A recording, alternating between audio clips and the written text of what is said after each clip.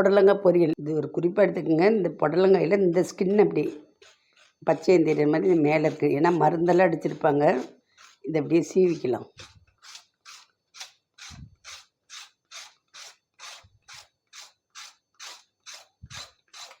வெங்காயம் நம்ம சுத்தம் பண்ணி கழுவிட்டு அரிஞ்சு வச்சுருக்கோம். அதில் ஒரு ஸ்பூன்னு தேவையான அளவு உப்பு போட்டு நல்லா பெசரி வச்சுக்கணும். அப்போ நீர் விடும்.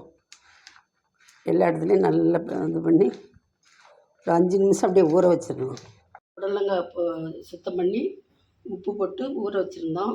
ஏன் உப்பு போட்டு ஊற வைக்கிறோன்னா பாருங்கள், தண்ணி இவ்வளோ விட்டுருச்சு. இவ்வளோ தண்ணி வருது பாருங்கள். நீர்க்காய், பச்சை மிளகாய், சின்ன வெங்காயம், ஜீரகம், தாளிக்கிறதுக்கு ஜீரகம் போட்டு தாளித்த கடுவை விட ஜீரகம் தாளிக்கிறது நல்லது. உப்பு, தேங்காய் பூ, கடலைப்பருப்பு, உளுந்தம்பருப்பு, கடலைப்பருப்பு, எண்ணெய்,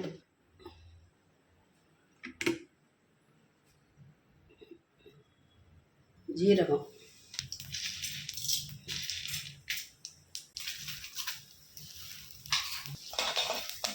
இப்போ சின்ன வெங்காயத்தை போட்டோம். சின்ன வெங்காயம், பச்சை மிளகாய் பிடிக்கிறதே போட்டுக்கலாம். இதாட்டி கார மிளகாயும் போட்டுக்கலாம். நம்ம இதிலே உப்பு போட்டு பச்சை நிறுத்தினாலும் உப்பு தேவையில்லை.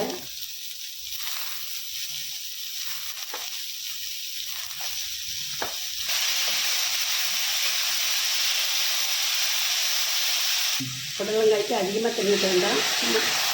தண்ணி கொதித்த நேரத்தில் போடும். மூடி ஒரு 5 நிமிஷம் வேகட்டும்.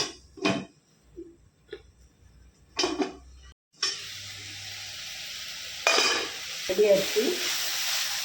இப்போ தேங்காய் பூ போட்டுக்கலாம். தேங்காய் பூ ரொம்ப வேக வேண்டாம். எந்த பொரியல் போட்டாலும் தேங்காய் அப்படியே பச்சையாக தான் நல்ல சுவையாக இருக்கும். நம்ம வச்சு சாப்பிட போகிறதில்ல, அதனால் இந்த பழத்துலேயே எடுத்துருவோம். பீர்க்கங்காய், அவரைக்காய் இதெல்லாம் நார்ச்சத்துலன்னா சுகருக்கு நல்லது. நல்ல புடலங்காயை நான் இன்றைக்கி பொரியலாக செஞ்சு உங்கள்கிட்ட காமிச்சிருக்கிறேன். சாப்பிட்டு எப்படி இருக்குதுன்னு சொல்லுங்கள்.